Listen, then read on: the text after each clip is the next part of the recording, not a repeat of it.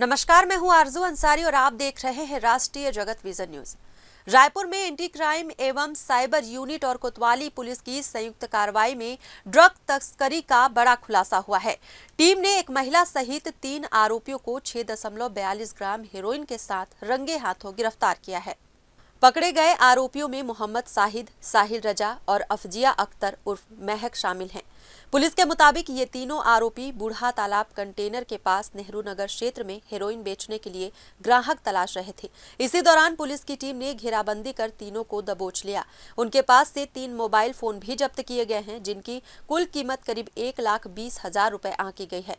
फिलहाल आरोपियों के खिलाफ थाना कोतवाली में एनडीपीएस एक्ट की धारा 22 ख के तहत मामला दर्ज कर आगे की पूछताछ की जा रही है। पुलिस अब ये पता लगाने में जुटी हुई है कि हेरोइन की ये खेप कहां से लाई गई थी और इसके पीछे कौन-कौन से अन्य लोग शामिल हो सकते हैं। एनडीपीएस के तहत में कार्रवाई करते हुए अपराध क्रमांक 600/2025 धारा 21C और 29 एनडीपीएस एक्ट के तहत में 9 आरोपियों को गिरफ्तार किया गया। इस पूरे प्रकरण में आरोपियों के कब्जे से लगभग 1 करोड़ रुपए का